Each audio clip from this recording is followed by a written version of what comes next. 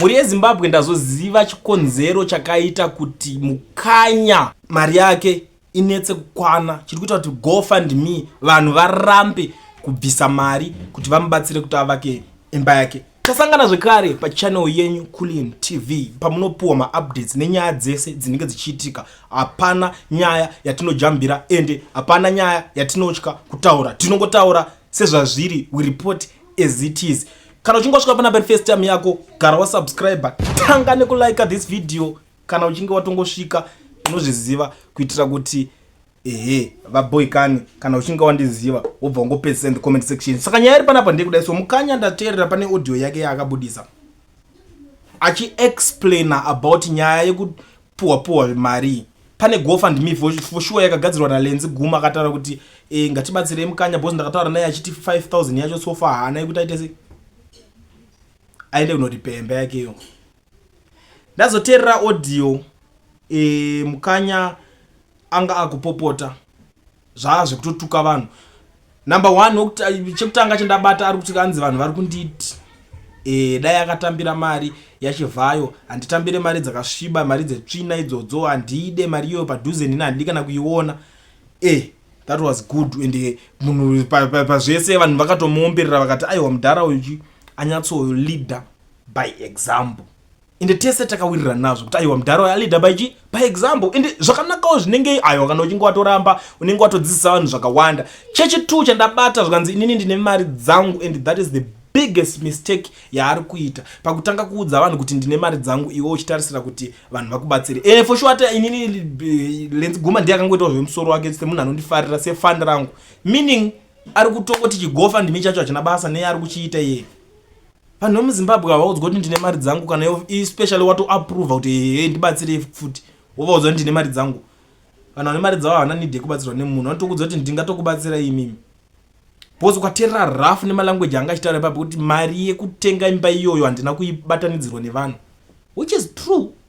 Icho chokwadi, but chine kahurafu futi mukati vanhu vemuZimbabwe rafu havadi kuiudzwa. Inini ndakatoya panapa, I don't know how many times ndichitaura nyaya yaMukanya chiti vanhu vemuZimbabwe muri kurafura Mukanya, vanhu vemuZimbabwe muri kutaura zvamunoda about Mukanya. Ndakutanga kurikola mastatements aitaura nevanhu vachiti paaiita mashows ake tanga tisingaende kunopinda mahara taibhadhara mari. So ndakati no guys, type yelanguage yamakushandisa iri tough, hazvisiri izvo. Matauriri akadaro haasi matauriro akanaka. Ndakazvitaura I don't know how many times, but ndakuona kuti mudhara wacho rafu iripo.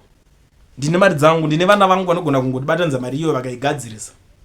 Imba yangu iyoyo yakapiswa. Ndabva ndafunga rimwe statement randakasangana naro futi mumastreets in my comment section. Umwe munhu achindiudza kuti Mukanya haasi kuda kunogundikira imba iyoyo. Ndosaka angoti vanhu mungobatanidza zvenyu because ariziva kuti imba iyoyo yakaita zvekupiswa, saka inogona kuzopiswa futi. And I was like, saka haachadi kupisirwa yake mari, anoda kuti mari yani ipiswe. You know, all those things. Zvino mafacts akuti vanhu vaiuya vachitaura, but ndaingoti because imimi makangojaira kungobuda makungoti ninge wapuwa mota nemuzangano, wapuwa mota nachivhayo, uri mutengezi, uri chichi, but ndiri kuona kuti pari kupisa, pari hot. Handidi kunyeberai. And the other thing chabuda futi akataura akati imimi vanhu vekuZimbabwe muri mamero, muri vatengezi mese, mungoitwa zvinhu zvese mese muri I was like vanhu vese vari kuda kuti ngatiti GoFundMe tidai wobva wavaudza zvinhu zvakadaro, what will happen?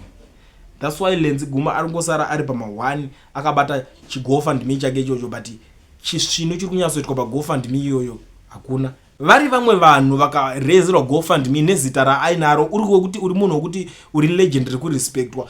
Vanhu havamire kuningina, ndo type yemaGoFundMe inonzi rabhadharwa in 8 hours, unonzi GoFundMe yavharwa, but izvozvi yakutokwanisa maweeks. Ingoripo, vanhu havasi kumbobvisa mari yacho, pari kungobviswa madola.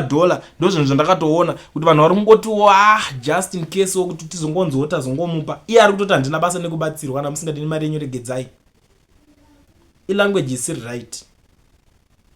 Vanhu vanofanira kuva grateful nezvinhu, because mari at the end of the day inorwadza kushanda, inoshandwa. Kune shirikadzi, kune nherera, kune vanhu vakawanda vari kurwara nezvirwere zveshuga, cancer, BP, vari kutoshaya help. Vamwe vari kutorara panze, dzimwe nherera dziri kuenda kuchikoro dzisina kana bhutsu. Munhu anobva afunga achiteerera that audio achiudzwa kuti zvoni ndine mari dzangu, handisi kukunyengererai inini, ndine ngirikini, handina kumbokukumbirai, terera mashoko akadaro obva anzi GoFundMe iyoyo achada kuibhadhara mari and you expect kuti anga achibhadhara. It's funny. Anenge ari mafunnies. Idrama rinenge rakadaro hakuna, there is no such a thing. Azviitike mari yakadaro yacho iyoyo aibude, hakuna munhu anomboibhadhara. I'm telling you. Inini chinhu chandakutoita apa ndakutonyara ndini. Ndakutonyara kuti alright izvezvi zvino ndakabuda panapa ndichitaura kuti guys why musiri kudaro ndikatunitsana nevanhu guys you know the way I respect you guys. Ndachasa kunzwisisa nemi ndakutoita argument about someone anotaura that language. It's unacceptable. Hauna chaunongochidzidzisa kune vechidiki kutaura rafu yake. Gara izvi ita izvi zvenyu musatombogare mauya kuvanhu muchikumbira because munazvo kudhara. At the end of the day munhu wese hapana panapa hatina kuti ani ukatongobhaiza totongokutaura titombo nangano watinovhunduka kana kuti chi. That's why GoFundMe chisi kubhadharwa mari ichocho because munotaura rafu. Sometimes kunyarara kuri right. Vanhu vagara vanongotaura panotoitwa chinhu chakadaro. What were you expecting? Uda kungonzi zee saka mozosiyana nezita rangu kana uri public figure zita rako harisiyanwi naro unless watoribvisa urichinja uridelita. Vanhu vanongotaura. That's why vanhu vachinzwa nefreedom of speech yekutaura zvavanonzwa kuda kuita. Munhu wese anongotaura ataura uchamudii because zita rako futi at the same time ndo racho rakaiswa pachiGoFundMe richinzi ningi ari ngatimubatsire tidai. You see,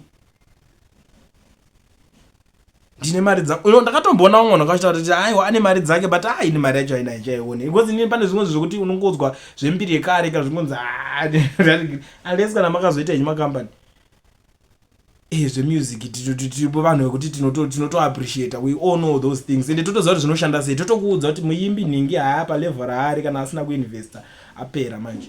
Nenyika yavanenge vachirarama vari mari dzaidzi dzaingopinda hadzo but nyika dzaidzi vanenge vachirarama vari cost of living yeikoko inenge ichitokuda zveipapo chaizvo. So pari tricky now ndazonzwisisa guys kune vakafila offended panyaya iyoyo. Ndichida kutry kuda kuti tionesane semazimbabweans tichiti guys mubatsiraiwo mudhara uyu show muchazosiya akadaro mamuhumiliata mamita sei I'm sorry handichazvidaire zvinyaya izvozvo futi chero zvikazonzvadi ane mari dzake ndo zvaari kutaura. The audios are everywhere. Chatokuisira malingi monyasonzo kune vasinoningira maaudios ina nditoriise audio racho rakatogara ratoiswa because ndikaziva kuti munhu wacho anenge akatanga kuri wana audio rakaona ndichiri player panapa anonditargeta panapa and you know what will happen. Saka that's the only reason ndisingaise but ndatry kusummarize zvanga zvichitaurwa muaudio racho iro. Ndine mari dzangu, ndine chichi changu, ndine vana vangu vanokwanisa kungoti ningiri napa ndakaita imba iyoyo handina kumbobatanidzirwa mari. All those things taakutoita confusion na journalist uyu lenzi guma wacho pazvinhu zvaari kutotraya kuda kuita izvozvo kuda kutraya kuhelpa ari kutraya kuda kuisa ake but hazvichamake sense. Hazvisina musoro. And I don't know kune vamwe vanokwanisawo kubudisa mari dzavo vachiudzwa rafu zviriko mazimbabweans vanodaro but inini mazira ndinoita vanhu vekwedu ukamuudza rafu yakadaro vakawanda vanitotaura vachichenamira vanhu ukachenama vanhu vanopedzera kungokusiya because at the end of the day munhu anokudza kuti ndine zvakawanda zvekutoitawo nemari yacho that's why ndichitoishanda.